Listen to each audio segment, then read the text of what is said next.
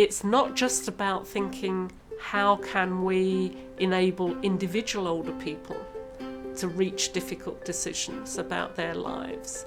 It's how can we enable groups of older people to come together, to share their experience, share their knowledge, to shape services.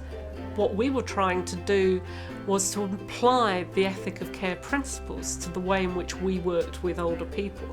We were aware of our responsibility to enable the team as a whole to produce a competent outcome from the research, and we were also needing to be aware of how older people were responding.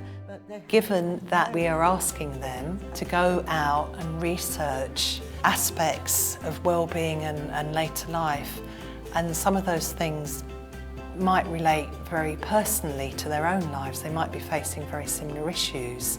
How then are they responding to that? Not everybody who started with us is still with us. For one person, she actually found some of the stories that the people were telling quite upsetting. I think it made one much more aware of other people's dilemmas. Yeah. Some of the stories made me feel, a little bit sad and a little bit humble. Whoever you are, there are stories when you're lying in bed at night that come a little back to haunt you.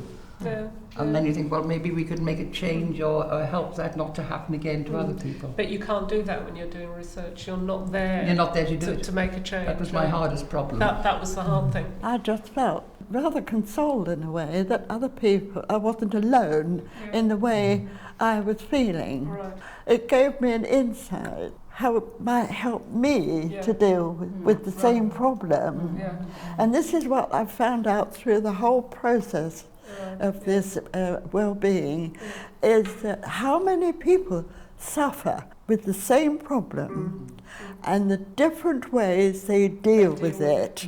One of our responsibilities is making sure that we're doing it competently to the best of our ability. So it's very practical things like making sure that you've got the resources to support people in the work that you want them to do. Keeping in regular telephone contact with people, making sure that they knew when and where meetings were taking place, if they needed to get a taxi, that was organised. That attention to those practical details is part of what it's all about. Working out how we were going to code as a team was quite challenging.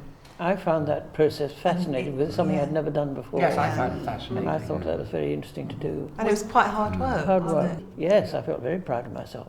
I did learn thematic analysis. You learned how to do thematic analysis? Yes. And having done it, I thought how clever I was at the age when I was learning how to do it. And I mean, I'd done a lot of research, but I've done it on my own. Right. All of us come already with a background in interest and involvement with older people, either professionally or through our voluntary activities and so on. And this, I think, probably made for ease of communication and cooperation from the beginning. They talked about skills that they'd learnt, skills that they'd used, new understandings that they'd developed. There was really a sense of their development, their recognition of what they had to offer. And it was fun. I think as a generation, we've had to adapt more to technology than any other generation before.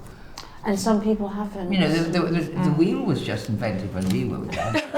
They didn't always agree with each other, which was great, because that meant that there were interesting conversations, and that dialogue was incredibly creative. I think you have to be careful not to be judgmental, because people will approach things in their own way, which may not be right for oneself, but may be right for them. I think it's important to have an open mind, to respect people's views where you might not agree with them, but try to understand them. We've produced a research report, but we also wanted to make sure the older people who were part of the team could produce an output that worked for them. They decided to produce something specifically for other older people, and they produced a document called As Time Goes By, which is designed to provide a guide for older people, written by older people,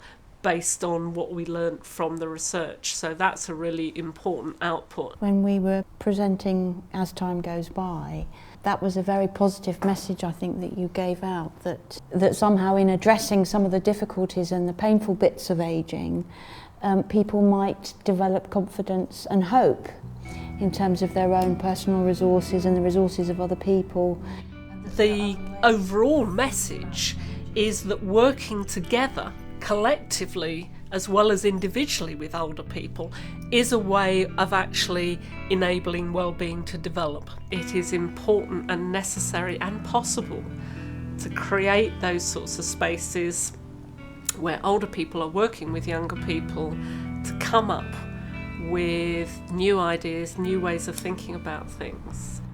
One of the things that has made it possible has been we've been working with institutions who have been prepared to commit resources.